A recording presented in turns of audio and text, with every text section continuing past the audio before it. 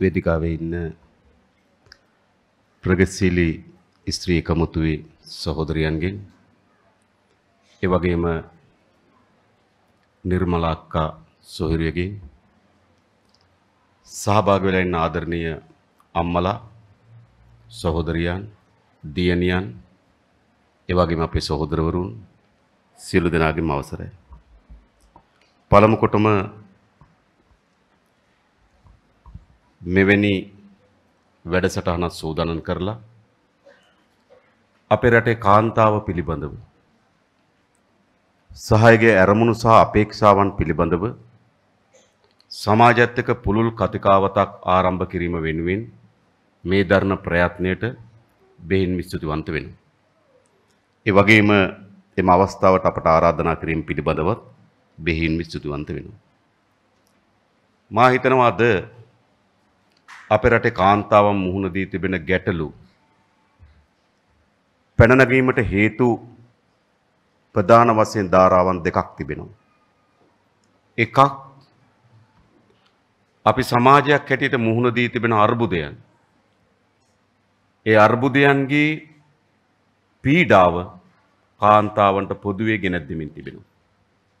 අනෙක කාන්තාවන් වූ නිසාම ඔවුන්ට ආවේනික ඔවුන්ට අනන්‍ය ඔවුන්ටම වූ ගැටලු සමුදායකින් ඔබ පෙළෙනවා.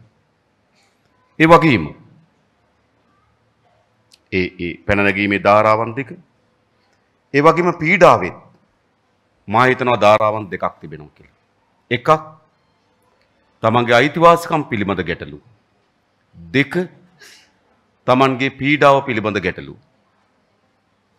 ඒ නිසා මා හිතනවා මෙම ප්‍රඥප්තිය වගේම අපගේ දේශපාලනයේ සමන්විත වෙන්නේ මේ කරුණු මත පදනම්. මා ඒ පිළිබඳ යම් පැහැදිලි කිරීම් කීපයක් කරන්න උත්සාහ කරන්න. පළමු කොටම මා දන්නවා අපගේ ගොඩාක් දේශපාලන වේදිකාවල සහෝදර විශාල ප්‍රමාණයක් ඉන්නකොට එක සහෝදරියක් හා දෙදෙනෙක් වාඩි වී සිටිනවා. අද විශාල සහෝදරියන් ප්‍රමාණයක් ඉන්න වේදිකාවක මා තනියම වාඩි වී සිටිනවා.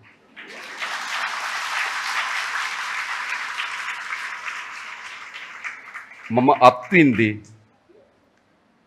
ඇය අර වේදිකාවේ විඳින මානසික පීඩනය. ඒක තමයි මා අත්විඳි. ඉතින් මම හිතනවා එතනම තියෙනවා මේ සාකච්ඡාවේ ප්‍රවේශයක් කියලා.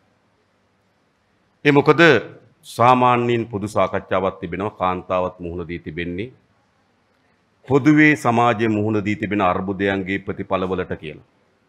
මා හිතනවා ඒක 100% නිවැරදි නෙවෙයි. කාන්තාවන් වූ නිසාම තමන්ට ආවේනික තමන්ට අනන්‍ය වූ ගැටලු විශාල ප්‍රමාණයකට අපේ ලාංකීය කාන්තාව මුහුණ දී තිබෙනවා. මා ඒ පිළිබඳව යම් කරුණු කීපයක් පළමු කොටම ඉදිරිපත් කරන්න. 1 රටක් හැටියට අපේ තීන්දුව තීරණ වලට මා මේ ප්‍රකාශ කරන ආකාරය රටක් හැටියට අපේ රටේ තීන්දුව තීරණ වලට කාන්තාවන් කොච්චර ප්‍රමාණයක් හවුල් වෙනවද? ඔබ බැලුවොත් පෞද්ගලික ආයතනයක අධ්‍යක්ෂක මණ්ඩලයක කාන්තාවන් කී දෙනෙක් ඇද්ද?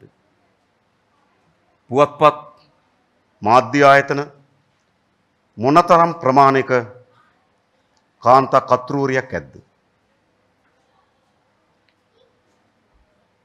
රාජ්‍ය ආයතනයක ඒ ප්‍රධාන තීන්දුව තීරණ ගන්න තැන හෝ ඒ අධ්‍යක්ෂක මණ්ඩලයන් තුල කාන්තාවගේ කොච්චර නියෝජනයක් තිබෙනවාද?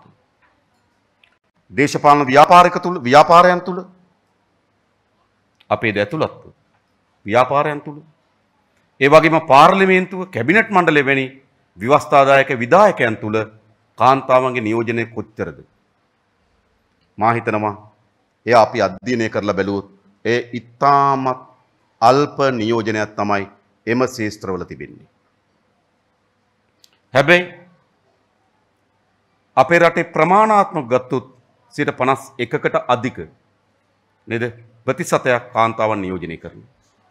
හැබැයි ඇය තීන්දුව තීරණ ගැනීමේදී ඒ ක්‍රියාත්මක වීමේදී ඒ සඳහා දක්වන දායකත්වයේදී ඇය විතං කොට තිබෙනවා. ඉවත් කොට තිබෙන්නේ. එතකොට සමාජයක් මෙහෙවන්නේ පුරුෂයන් කේන්ද්‍ර කරගෙනද සමාජයක් මෙහෙවිත්තේ සමාජයක් ඉදිරියට යා යුත්තේ. අපි හිතන එතේ නෙවෙයි සමාජයක් ඉදිරියට යා යුතු වන්නේ. අපි හැම දිනාගම සාමූහික අදහස් එකට ගැටමින් නිවැරදි තීන්දුව తీරන අරගෙන තමයි සමාජයක් ඉදිරියට යන්න ඕනකම තිබෙන්නේ. අඩුම තරමේ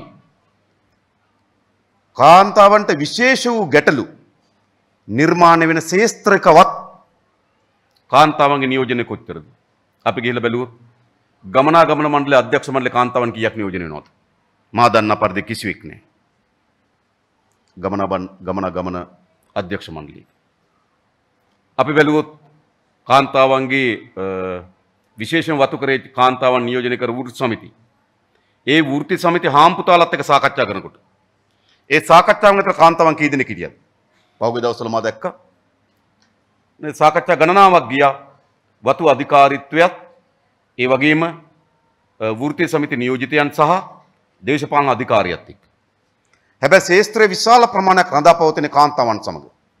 හැබැයි ඒ පිළිබඳ ගන්න තීන්දුවේදී කිසිදු කාන්තාවක් නියෝජනය කරේ නැහැ.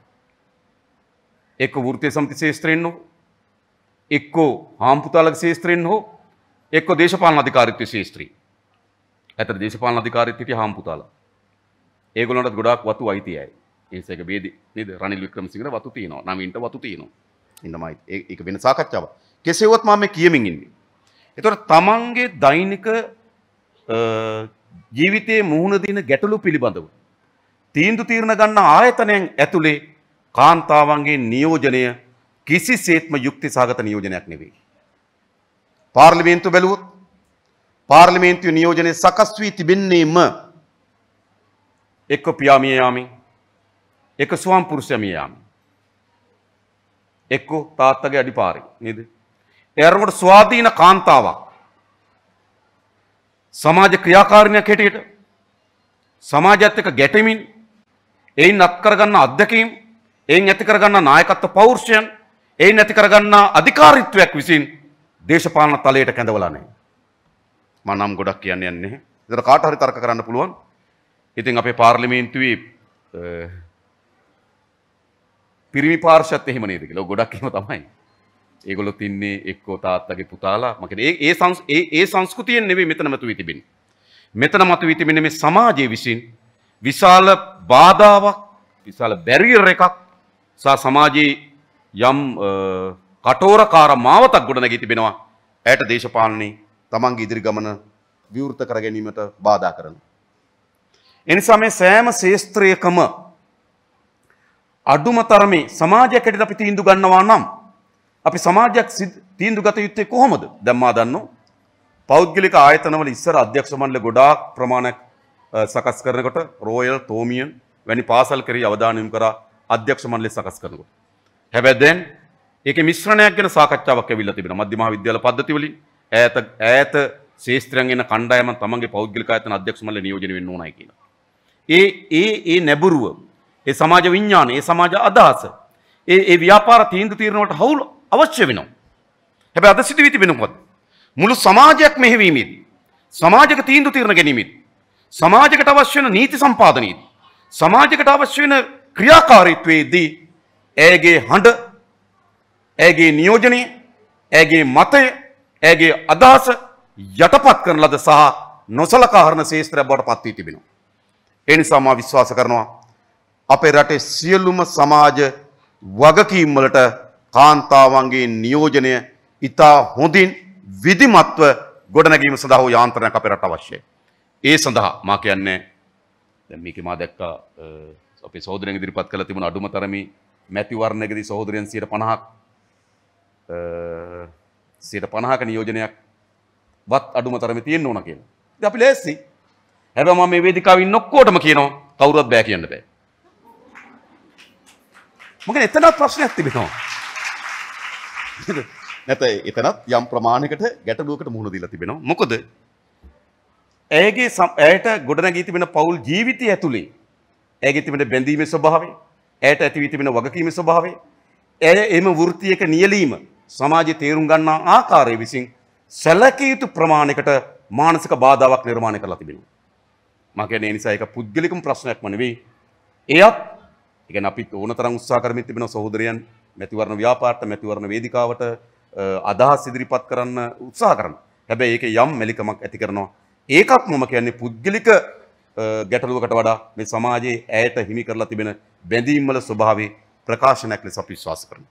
ඒ නිසා ඒක.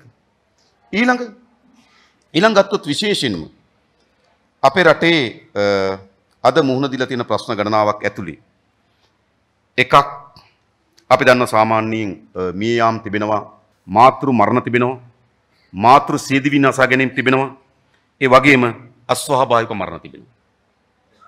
මාතෘ මරණ ප්‍රතිශතය ගත්තොත් මම හිතන්නේ ලක්ෂයකට 38ක් වගේ තමයි මාතෘ මරණ ප්‍රතිශතය අද අපේ රටේ තිබෙන්නේ. ඒකට විශේෂම ගත්තොත් සමාජගත ප්‍රජා සෞඛ්‍ය සේවය දියුණු නොවීම, පාසල් අධ්‍යාපනයේට ලිංගික අධ්‍යාපන ඇතුළත් නොකිරීම, මනෝ උපදේශන සේවාවන් කඩා වැටීම ආදී ශේෂ්ත්‍ර බලපාලා තිබෙනවා මාතෘ මරණ සිදුවීම වෙනුවෙන්.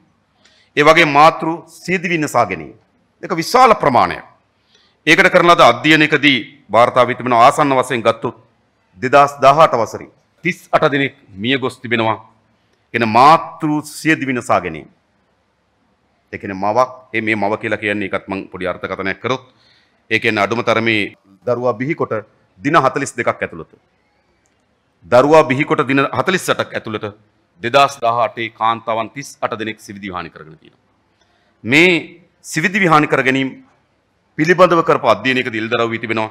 එකක් දරුවා බිහි කරාට පසු ඇති වෙන විෂාදය හේතු කොටගෙන ඒ වගේම එම විෂාදයට බෙහෙත් ගැනීම නතර කිරීම, ඒ වගේම ගෘහස්ත හිංසනය. ඒක හේතු කොටගෙන දරුවා බිහි වී දින 42ක් ඇතුළත මව්වරුන් 38 දෙනෙක් සිවිදි විහානි කරගෙන තිබෙනවා. ඒ වගේම ඊටත් වඩා බරපතල සංඛ්‍යාලාකනක් පෙන්වනවා අස්වාභාවික මරණ. ඒ කියන්නේ ගෘහයේදී හෝ සමාජයේදී සිදුවන විවිධ අඩත්තේට්ටම් හේතු කොටගෙන මිය යන කාන්තාවන් අස්වාභාවික මරණ වලින් 36ක් නියෝජනය කරන්නේ එක්ක ස්වාම පුරුෂයා එක්ක සමීපතම සහකරුවෙකු විසින් ඔවුන් ඝාතනය කිරීමයි. අස්වාභාවික මරණ වලින් 36ක් ඝාතනයට ලක් වී තිබෙන්නේ එක්ක ස්වාම පුරුෂයා සහ එක්ක තමන්ගේ සමීපතම සහකරුවෙකු විසින්. හේතු හැටියට බලුවොත් එක ගෘහස්ත හිංසනය, දෙක එම කාන්තාවන් විසින් ලිංගික අපචාරයක් කරන ලද බවට පුරුෂයා විශ්වාස කිරීම, ඊළඟ ලිංගික බලහත්කාරීත්වයෙන් මිය යාම, පළිගැනීමේ අරමුණෙන් කාන්තාවන් ඝාතනය කිරීම, පොලිසිය විසින් නිසි පියවර නොගැනීම හේතු කොටගෙන තමන්ගේ පීඩාව පිළිබඳ පොලිසියට ගිහිලා කරුණු ඉදිරිපත් කරපුවම ඒ පිළිබඳ නිසි සැලකිලිසා නිසි පිළිනැගුණ නොගැනීම හේතු කොටගෙන මිය යාම ආදී ඝාතනයන් ගණනාවක් සිදු වී තිබෙන ලංකාවේ.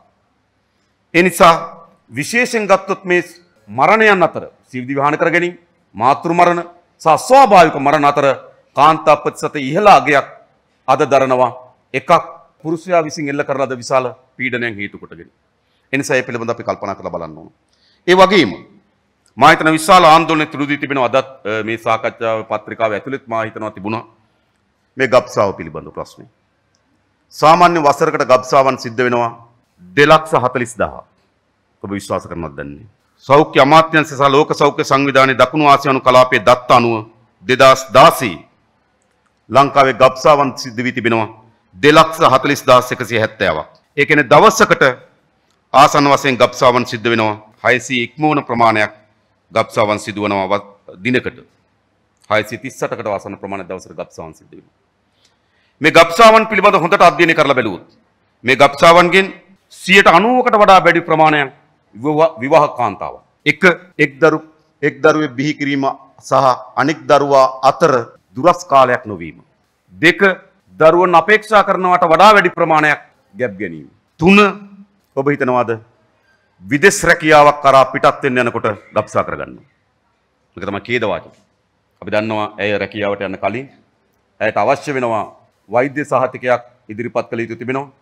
ඒ වෛද්‍ය සහතිකයක් ඉදිරිපත් කිරීම සඳහා තමන් ගැබ් අරගෙන තිබෙනවා නම් ඒක ගබ්සාවට ලක් කරනවා.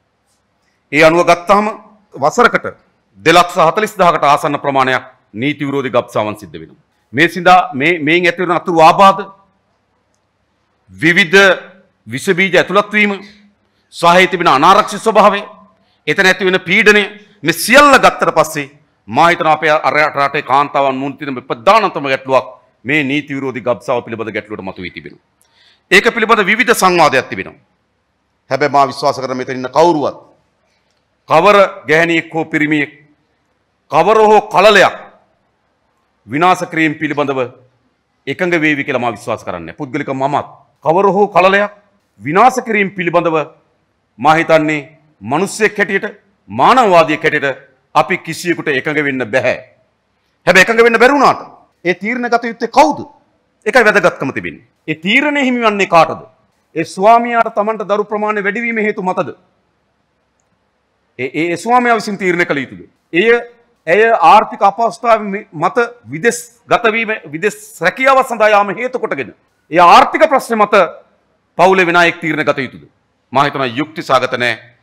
එම දරු කැලලය පිළිබඳ තීරණ ගතීමේ අයිතිය තිබෙන්නේ එම දරු ගැබ දරාගෙන ඉන්න කාන්තාවට කියන එක පිළිබඳව අපි විශ්වාස කරනවා.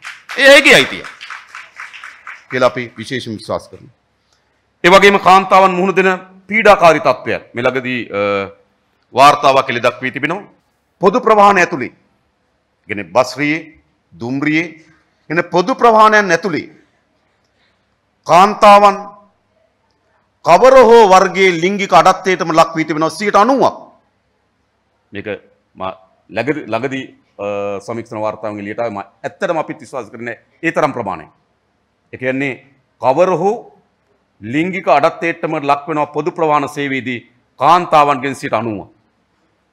එයිනුත් 70%ක් කවර හෝ ශාරීරික ලිංගික අඩත්වයටම. අනිත් ටික ඇවිල්ලා වචන උපමාරු කිරීම ඒ වගේ දේවල් 70%ක් ශාරීරික ලිංගික හිංසනයකට මුහුණ දෙන පොදු ප්‍රවාහන සේවය තුල. ඒ කවුද? ඒ යුක්ති සහගතද? ඒ නිසා මේ පොදු සමාජයක් ඇතුලේ කාන්තාව පිළිබඳ තියෙන ආකල්පයක්, කාන්තාව තබා තිබෙන ස්ථානයක්, එයාගේ අයිතිය සහ එයාගේ ගෞරවය පිළිබඳ තිබෙන පිළිගැනීමත් මා හිතන්නේ කිසිසේත්ම සමාජයක් හැටියට අපි පිළිගත යුතු නිර්ණායකයන් මත නෙමෙයි මේක තිබෙන්නේ. ඒ නිසා විශාල අරගලයක්, විශාල මැදිහත් වීමක් අද අපට අවශ්‍ය වී තිබෙනවා මේ තත්ත්වය වෙනස් කිරීම වෙනුවෙන්. මා එකක් ඔබට සපත කරනවා. අපි මෙම තත්ත්වය වෙනස් කිරීම සඳහා ගත යුතු නීතිමය, සංස්කෘතිමය, සමාජීයමය, ආකල්පයේම සියලු පරිවර්තනයන් කරන්න සූදානම් බව අපි ඔබට ප්‍රකාශයට පත් කරනවා. ඒක තලයක ගැටලුව. දෙවනි තලයේ ගැටලුව කොතන තිබෙන්නේ? දෙවනි තලයේ ගැටලුව තිබෙන්නේ මේ ඇති වී තිබෙන ආර්ථික පීඩනයේ සහ සමාජ අපරාධයන්ගේ ප්‍රධානම වින්දිතයන් බවට පත් වී තිබෙන කාන්තාව. විශේෂම ඔබ ගත්තොත් යුද්ධයේදී උතුරු පළාතේ පමණක් යුද වැන්දබුවන් ඉන්නවා 45000. යුද්ධ නිසා තමගේ ස්වාමියා අහිමි වූ බිරින්දෑවරු ඉන්නවා 45000. ඒ වගේම දකුණේ ස්වාමියා යුද්ධයට ගොස් නේද හමුදා නිලධාරියෙක් හමුදා සොල්දාදුවෙක් හැටියට මිය ගියපු වැන්දබුවන් විශාල ප්‍රමාණයක් ඉන්නවා.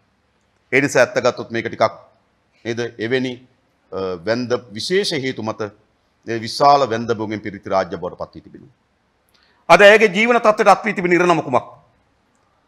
ඔබ දන්නවද යාපනයේ දිස්ත්‍රික්කයේ වේගයෙන් ව්‍යාප්ත වෙමින් ශේෂ්ත්‍රය තමයි ගණිකා වෘත්තිය බවට පත් වී තිබෙනවා. ඒ ඔවුන්ට තමගේ ජීවිකාව තෝරා ගැනීම වෙනුවෙන්, තමගේ ජීවත් වීම වෙනුවෙන් තමගේ ශරීරය අලව කිරීමේ දිශාව දක්වා මේ ප්‍රශ්නේ වර්ධනය වී තිබෙනවා. කිසිදු පාලකෙක්, කිසිදු පාලනයක් මේ කාන්තාව කෙරෙහි දක්වන සැලකිල්ල හෝ ඇයගේ ජීවන තත්ත්වය පිළිබඳ හෝ ඇයට ලබා දිය යුතු සමාජ ගෞරවය පිළිබඳ හෝ කිසිදු අවධානයකින් කටයුතු කර නොකරන බව තමයි අපිට දැන් මෑත අවුරුදු 10ක් 15ක් ඇතුළත පෙන්වු කර තිබෙන සත්‍යය. එනිසා ඇයගේ ජීවිතය මා දැක්කා ඇය වෙනුවෙන් යම් වන්දි මුදලක් දෙන්න හදනකොට, යම් ජීවිතේ නගා සිටීම සඳහා යම් ක්‍රියාදාමයක් කරන්න හදනකොට මොකද ප්‍රතිපාර්ශ්ව විසින් ඉදිරිපත් කරේ? කොටින්ට වන්දි දෙනවා, කොටින්ට සල්ලි දෙනවා වගේ සාකච්ඡාවක් ගොඩනගමින් තිබුණා.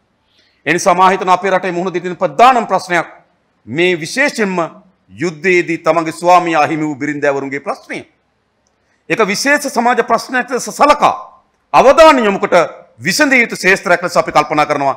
ඒ සඳහා අනිවාර්ය මැදිහත් වීමක් අපි ඇති කරන බවට ඔබට සහතිකයක් දෙන්න. ඒක අපි කරන්න ඕනේ. ඊළඟ ප්‍රධාන ප්‍රශ්න අතුරුදහන් වූ වගේ ප්‍රශ්නේ. ඒක අපි පිළිගන්න එක.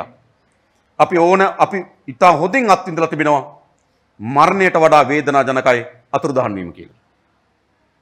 මොකද සාමාන්‍යයෙන් ගත්තොත් අපි දන්නා මරණයකදී අපි අපේ සංස්කෘතිකම ක්‍රියාදාමයන් හරහා ඉතා කෙටි දින කීපයක් ඇතුළත ඒ මරණය පිළිබඳ තමන්ගේ මනසේ සමනයක් ඇති කරගන්න පුළුවන්. අපේ ගෙදර කවුරු හරි මිය ගියොත් නේද? ඉස්පිරිතාලේ ඉඳන් ශරීරය ගෙදරට ගේන වෙලාවට අපි හයියෙන් අඬනවා. නේද? තව දවස් කීපයක් යනකොට ඒක ක්‍රමානුකූලව අඩු වෙමින් යනවා. 7 දවසේ දාණය වෙනකොට ඥාතීන් හිත මිත්‍රාදීන් ඔක්කොම එකතු වෙලා සතුට සාමිච්චයෙන් විසිර යනවා. ඒ සංස්කෘතිය ඇතුළේ ඒ මිය යාම යම් සමනයට පත් කරගත හැකි මානසිකත්වයක් ඇති වෙනවා. හැබැයි එය Hindu ආගම ඇතුළේ, ඉස්ලාම් ධර්මය ඇතුළේ, කතෝලික ධර්මය ඇතුළේ මේ ඔක්කොම ඇතුළේ තියෙන මේ සමනය කිරීම පිළිබඳව කතිකාවත තිබෙනවා. හැබැයි අතුරුදහන් වීම එසේ නෙමෙයි. අතුරුදහන් වීම නිරන්තරයෙන් කිසි කෙනෙක් සූදානම් නැහැ. තමන්ගේ දරුවා හෝ තමන්ගේ ස්වාමියා කිසි අම්මා කෙනෙක් සූදානම් නැහැ. තමන්ගේ දරුවා හෝ තමන්ගේ ස්වාමියා මිය ගියපු බව පිළිගන්න. ඒක ස්වභාවිකයි. ඒ නිසා නිරන්තරයෙන් එය බලාගෙන ඉන්නේ. ඒ දරුවා තමන්ගේ ස්වාමියා කොයි වෙලාවේ නේද වැටීම පැනලා තමන්ගේ ගෙදරට ඇතුළත් වේද කියන බලාපොරොත්තුකින් ජීවත් වෙනවා. ඒක මා දන්නවා. මගේ දෙමව්පියද එහෙම ජීවත් වුණා. අපි දන්නවා. ඒ නිසා අපි විශ්වාස කරන්නේ මේ අතුරුදහන් වූවන්ගේ ඛේද වාචකේ. ඒ බිරින්දෑවරුන්ට ඒ අම්මලාට තමන්ගේ දරුවාට සිද්ධ වුණේ කුමක්ද? තමන්ගේ ස්වාමියාට සිද්ධ වුණේ කුමක්ද කියලා දැනගැනීමේ යුක්තිසහගත අයිතියක් නැද්ද? අපි තවත් පිළිගත යුතුද? අම්මලා සහෝදරයන් තමන් මේ මියගිය ස්වාමි පුරුෂයාගේ ඡායාරූපය අරගෙන තමන්ගේ මියගිය දරුවාගේ ඡායාරූපය අරගෙන හන්දි ගානේ උද්ඝෝෂණය කරන ඡායාරූප ඔසවාගෙන ඉන්න ඡායාරූප ඕනතරම් අපි දකිමින් තිබෙනවා. මා හිතන්නේ මේ ප්‍රශ්නේ අපි අවසන් කළ යුතු නැද්ද? මේකෙන් මා කියන්න හදන්නේ අන් කවරක්වත් නෙවෙයි. මේ සෑම ව්‍යසනයකදීම ප්‍රධානම වින්දිතය කාන්තාව.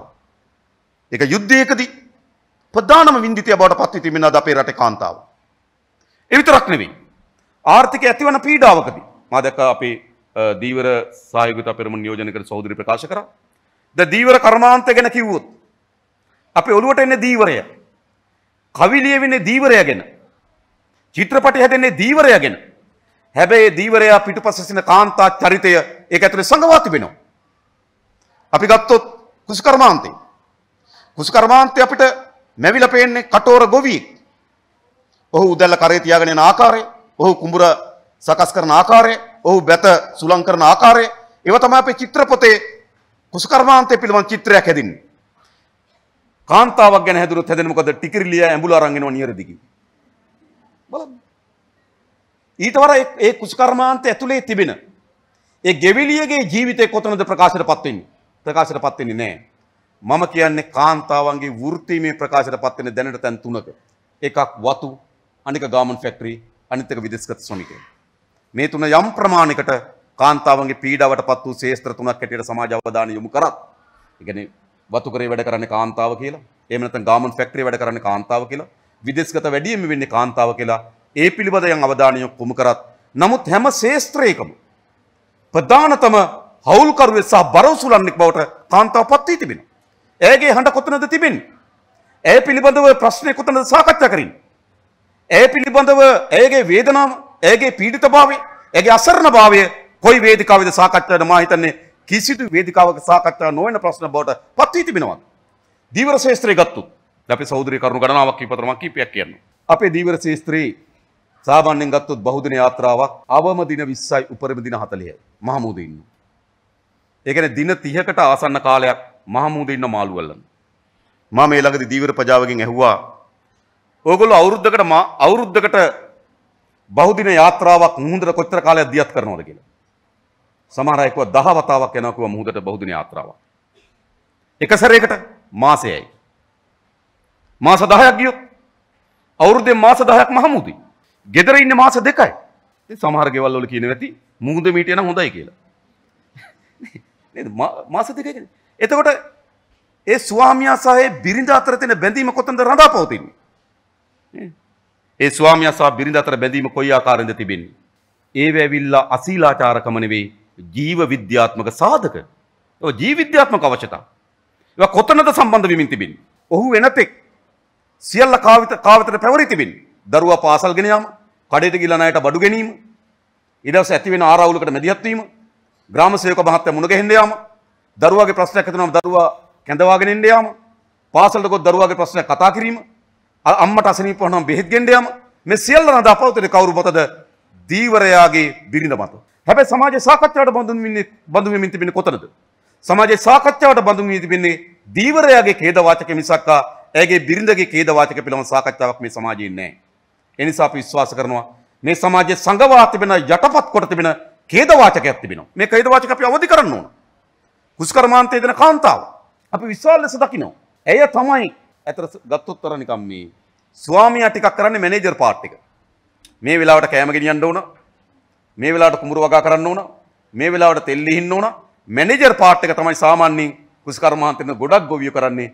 හැබැයි වැඩ කොටස කරන්නේ කවුද? කාන්තාව. හැබැයි මේ පීඩනේ, ඒ වේදනාවේ ඛේද වාචකය සමාජ තුළ සාකච්ඡාවට බඳුන් වෙන්නේ නැති විෂයක් බවට පරිවර්තන වී තිබෙනවා. ඒ නිසා අපේ සමාජයේ කිඳා බැහැලා තිබෙනවා. කිඳා බැහැලා සංගවා තිබෙනවා. මේ ශේෂ්ත්‍ර අපි යලි අවදි කරන්න ඕනකම තිබෙනවා. ඒ විතරක් නෙවෙයි. සමාජයේ අනිකුත් කඩාවැටීම්, විශේෂම අධ්‍යාපනය වගේ එකක් කඩාවැටීම්. අධ්‍යාපනය වගේ එකක් කඩාවැටීමේ ඛේද වාචකයේ ප්‍රධානතම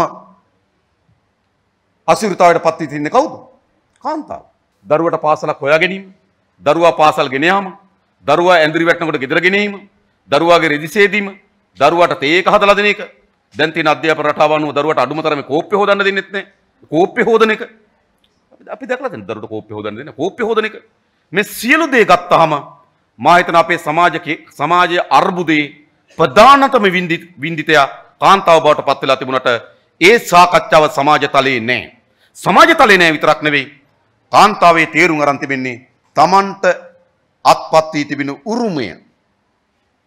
ඒක අපේ සමාජ ආකල්ප, ඒ සමාජයේ සැකස් වී තිබෙන විඥානය නැතුලේ, සමාජ ආකල්ප, සමාජ සංස්කෘතිය නැතුලේ ඒවා හුරු පුරුදු කොට තිබෙනවා. ඒ තමයි දරා ගැනීම. ස්වාමියාගෙන් පහරක් ලබාගෙන ඒ නිකන් ඒ උරුමය. ඒසේ නැත්තම් ස්වාමීන් නිකන් අප්සෙට් වගේ අන්න එහෙම තියෙන්නේ. ඒ තරමට මේක තියෙනවා. ඒ ගෘහස්ත හිංසනය. ඒක උරුමය ලෙස තේරුම් අරන් තිබෙනවා. නමුත් අපි කවුරුත් ජීව විද්‍යාත්මක නේද සාධක වෙනස් වී තිබෙනත් අපි කවුරුත් මානවවාදී මිනිස්සු. අපි හැම මිනිහෙකුට සාධාරණ යුක්ති සහගත ජීවිතයක් අවශ්‍ය නැද්ද? සාධාරණ ගරුත්වය, සාධාරණ පිළිගැනීමක් අයිති නැද්ද? අපි හැම කෙනාම කාගේවත් පීඩාවට හෝ කාගේවත් යටත් වීමට හෝ කාගේවත් අනස්සකට හෝ යටත් වෙච්ච කණ්ඩායමක් බවට පරිවර්තන විය යුතුයි. අපි විශ්වාස කරන අපි කිසිවෙක් කාගේවත් අනස්සකට යටත් වූ කාගේවත් පීඩාවට යටත් වූ කණ්ඩායමක් බවට පත් නොවිය යුතුයි. හැබැයි අපේ රටේ කාන්තාව ගාවිලා හික්මවන ලද කාන්තාවක්. අනේකාගේ අනසකට යටත් කරන ලද කාන්තාවක්. අනේකාගේ පීඩනය පිළිගැනීමට දරා ගැනීමට බල කරන ලද කාන්තාවක්. වේදනාව උරුමය ලෙස කල්පනා කරන කාන්තා සමාජයක්. කාන්තාවක්. වේදනාව උරුමය ලෙස කල්පනා කරන සමාජයක්. සතියකට දෙපාරක්වත් අඬන එක සංස්කෘතියක් බවට පත් වෙච්ච කාන්තාවක්. මා හිතන ඒ නිසා අපේ රටේ කාන්තාව අවදි කිරීම සඳහා වූ ශේෂ්ත්‍ර ගණනාවක් අප වෙත පැවරී තිබෙනවා. මේ හඬ දේශපාලන වේදිකාවෙන් ඔබට ගෙන යමින් අවදි කරවන්න. ඒක අපි කළ යුතු තිබෙනවා. ඊළඟ විශේෂයෙන් අත විදේශගත වෙන කාන්තාව. ඇත්තටම මේක ටිකක් විවාද සම්පන්නයි මම මේ කියන එක.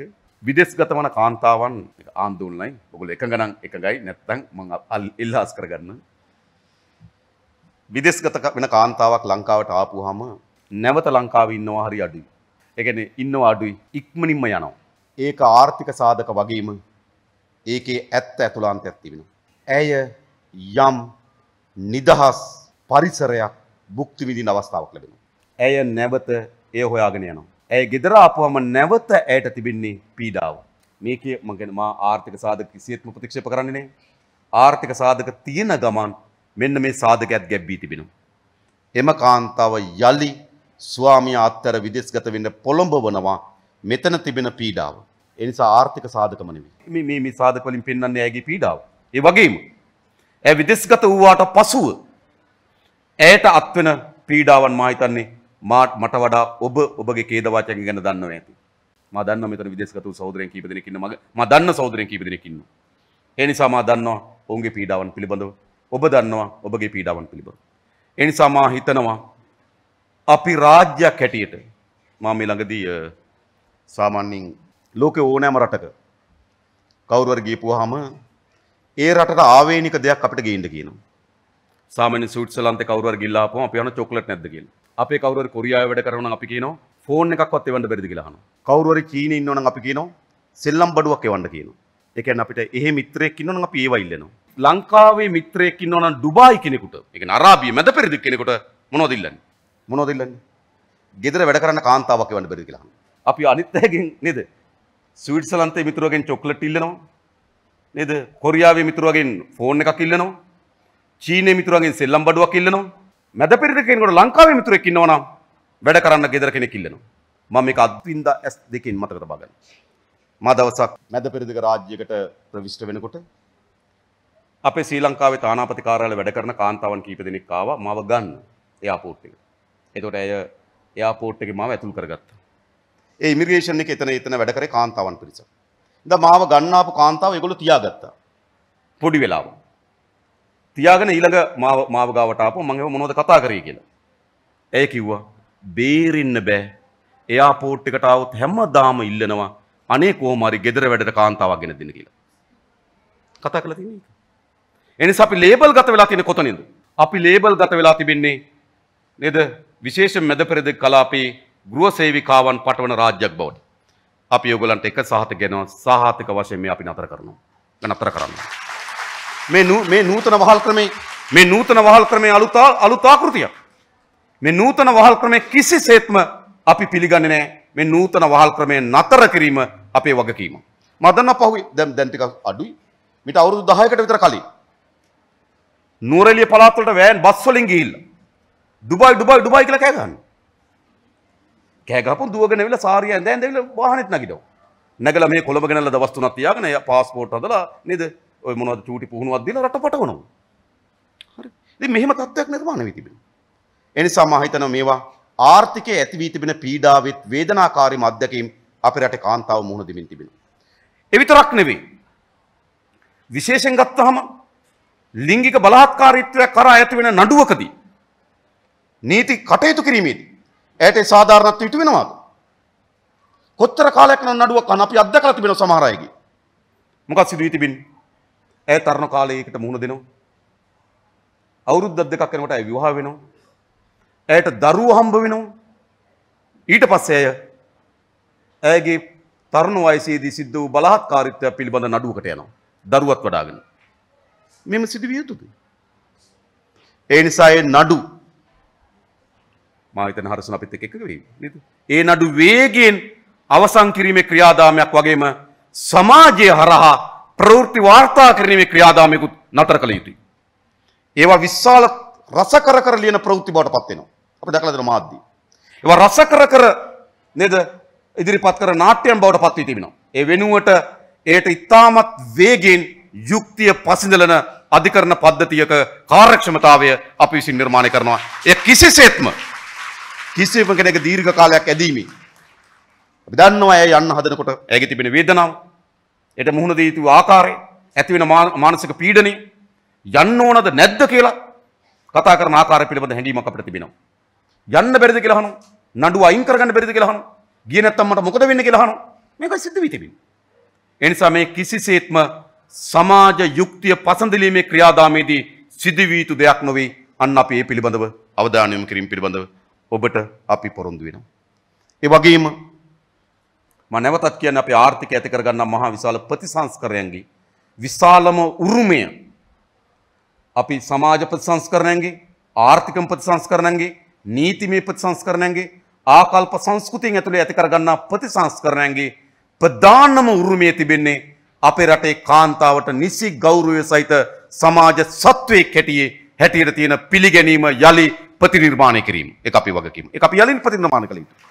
ඒ තමයි අපේ සියලු දේද. ඒ අධ්‍යාපන ප්‍රතිපත්තියද, ඒ සෞඛ්‍ය ප්‍රතිපත්තියද, ඒ ආර්ථික ප්‍රතිපත්තියද, ඒ නීති ප්‍රතිසන්ධානය ඇතුළේද, ඒ සංස්කෘතික ප්‍රතිපත්තිය ඇතුළේද මේ සියල්ලම ඇතුළේ තිබෙන්නේ මේ පීඩාකාරී ඛේද වාචකයකට මුහුණ දී තිබෙන අපේ කාන්තාව යලි ඇයට හිමි කියනවට වඩා ඇයට තිබිය යුතු ස්ථාවරයට අපේ රට කාන්තාවන් යලි ඔසවා ගත යුතුයි. අන්න ඒ වෙනුවෙන් විශාල ප්‍රයත්නක් අපිට තිබෙනවා. ඒ වගේම මම දන්නවා විශාල ලෙස ගත්තොත් අද සුද්‍ර මූල්‍ය ණය යෝජනා ක්‍රමවල විශාලම ගොදුරු බවට පත් වී තිබෙන කාන්තාව. සමාගම් කීපයක් එනවා. බොරුවට කැන්වසින් එකක් එනවා. 10 දෙනෙක් එකතු කරගන්නවා. කණ්ඩායම ණය යෝජනා ක්‍රමයක් දෙනවා. ලක්ෂ 5ක් දෙනවා. ගණන් හදලා බලනකොට පොලි අනුපාතකය 48කට වඩා වැඩි වෙනවා. එක පෞද්ගලික බැංකුවේ ණය යෝජනා කරනකොට 48යි. මම පෞද්ගලිකව මහ බැංකුවේ අධිපතිවරයා මුදල් මණ්ඩලයත් මුණ ගැහිලා මුදල් අමාත්‍යාංශයේදී පැය 7කට වඩා වැඩි කාලයක් මේ ගැන කතා කරා. උන් දවසක් තිස්සේ අපි කතා කරා. මම පෙන්වා දුන්නා මහ බැංකුවේ අධිපතිවරයාට මේ සුද්‍ර මූල්‍ය ණය යෝජනා ක්‍රම ඇතුලේ කිසිදු කාන්තාවකට ගොඩ ඒමකට ඉඩක් හැදින්නේ නැහැ. එයි පොලි අනුපාතක 48 ඉක්මවනවා. මම එහෙම කියනවා මහ බැංකුවේ අධිපතිවරයා මට කිව්වා මන්ත්‍රීතුමා 48 නම් සතුටු වෙන්න ඕන 200 ඉක්මවනවා කිව්වා. 200 ඉක්මවන පොලි අනුපාතකයන් සහ සුද්‍ර මූල්‍ය ණය යෝජනා ක්‍රම තියෙනවා. අද අපේ බැංකුවල ගත්තොත් වැඩිම අය කිරීම ප්‍රතිශතයක් තිබෙන සුද්‍ර මූල්‍ය ණය යෝජනා ක්‍රම ඇතුලේ. ඇයි අර කාන්තා කණ්ඩායමක් එකතු කරලා නේද පීඩන එල්ල කරන ඔයා දුන්නේ නැත්නම් අපිත් ඉවරයි කියලා. ඒ නිසා මේක විශාල ව්‍යසනයක් බවට පත් වී තිබෙනවා. මේ සුද්‍ර මූල්‍ය ණය යෝජනා ක්‍රම අරගෙන කවුද ආර්ථික වශයෙන් ඉස්සරහට ගියේ? මල් වගා කරනවා කියනවා. බිම් මල් හදනවා. එහෙම නැත්නම් මහාන මැෂින් එකක් දාගන්නවා. එහෙම නැත්නම් රස කැවිලි බදිනවා. මේ වගේ දේවල් වලට තමයි මේ ණය යෝජනා ක්‍රම ගත්තේ. හැබැයි මේ කිසිදු ණය යෝජනා ක්‍රමයකින් කාන්තාවගේ ජීවිතය උසස් වුණේ නැහැ. ඒ වෙනුවට විශාල ණය බරිත ජීවිතයක් අද අපේ රටේ කාන්තාවට උරුම වී තිබෙනවා. ඒ නිසා අපේ ප්‍රවේශයක් තිබෙනවා. මම ඔබට කියන අපේ ආර්ථික සැලැස්මේදී අපේ විශාල ප්‍රවේශයක් තිබෙනවා. සුළු හා මධ්‍ය පරිමාණ ව්‍යවසායකයන් විශාල පැලැන්තියක් නිර්මාණය කරන්න. මේ 21 වන සියවසේ ආර්ථික විප්ලවයේ උපාය මාර්ගය තමයි සුළු හා මධ්‍ය පරිමාණ ව්‍යවසායකයන් ලක්ෂ ගණනක් ලංකාවේ ඇති කිරීම. අද එහෙම දැක්මක් තිබෙනවා. අද මෙතන ඉන්න කාන්තාවම දන්නවා. තනියම ගොඩේම සඳහා මොනතරම් දේවල් කරලා තිබෙනවද? මල් වගාව පටන් ගන්න නැති, මැෂින් එකක් ගෙනල්ලා රෙදි මහන්න පටන් ගන්න නැති, බිම් මල් වගා කරන්න පටන් ගන්න නැති, එමෙතන සුළු එළවලු කඩයක් දාන්න පටන් ගන්න නැති, එමෙතන බියුටි සැලෝන් එකක් දාන්න පටන් ගන්න නැති, එමෙතන පොඩි කොත්තු කඩයක් දාන්න පටන් ගන්න නැති. ඔබලාට කිසිදු ව්‍යවසායකකට මඟ පෙන්වීමක් හෝ මාර්ගෝපදේශනයක් නැහැ. ඔබට කියලා තියෙනවද මල් වගාව මෙන්න මේ ප්‍රතිලාභ නැහැ හැකි මේ මල් වලට යමු වෙන මේ කාලට මල් නෙලන්න මුකුත් නැහැ. ඉවට සුළු හා මධ්‍ය පරිමාණ ව්‍යවසායකයන් නිර්මාණය වෙමින් තිබෙනවා.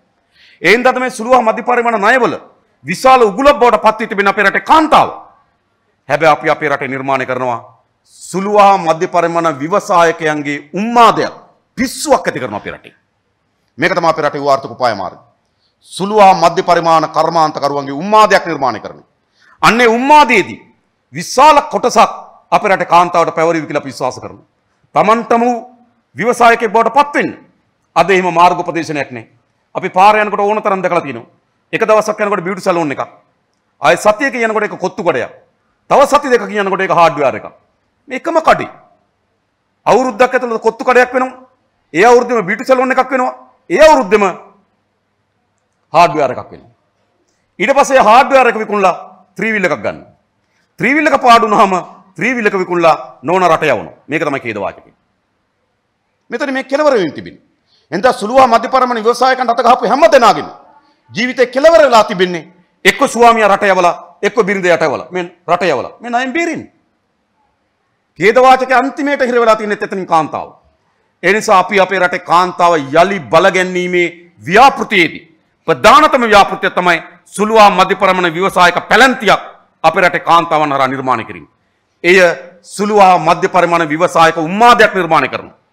ඒට අවශ්‍ය ණය පාසුකම්, ඒට අවශ්‍ය මාර්ගෝපදේශනය, ඒට අවශ්‍ය වෙළඳපොළ දත්තයන් පිළිබඳව, ඒට අවශ්‍ය වෙළඳපොළේ නැඹුරුතාවයන් පිළිබඳව සියලු තොරතුරු සහිතව ආණ්ඩුවේ මැදිවියක් වීමත් සහිත සුළුවා මධ්‍ය පරිමාණ ව්‍යවසායකයන් කණ්ඩායමක් නිර්මාණය කිරීම අපේ අපේක්ෂාව.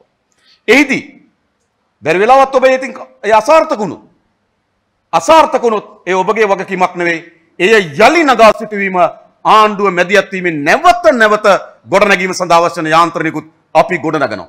ඒ සඳහා ඔබගේ ජීවිතය උසස් කිරීම සඳහා ආර්ථික සැලැස්මක් එක තමයි අපි ඔබ ඉදිරියට අවිලා තිබෙන්නේ. ද සංස්කෘතික වශයෙන් ඔබේ ජීවිතය, සමාජීය ආකල්ප ඇතුළේ ඔබේ ජීවිතය, රාජ්‍ය පාලනය සහ තීන්දුව ගැනීමේදී ඔබගේ මැදිහත් වීම, ඒ වගේම ආර්ථික තලයේ ඔබ අත්පත් කරගන්න ජයග්‍රහණ සියල්ල ඒකාබද්ධ කරගත්තු වැඩපිළිවෙලක් තමයි අප ඉදිරිපත් කර තිබෙන්නේ. මා විශ්වාස කරනවා මේ වැඩපිළිවෙල හරහා තමයි අපි හැම දිනාටම එකට ගොඩ යා හැකි, එකට පියමන් කළ හැකි මාවත ගොඩ නැගී තිබෙන්නේ. ඒ මාවතේ ගමන් කරන්න එන්න අප සමග කියලා ආයාචන ඉල්ලීම කරමින් මා නතර වෙනවා. බොහොම ස්තුතියි හැම දිනාටම ජය වේවා කියලා ප්‍රාර්ථනා කරමි.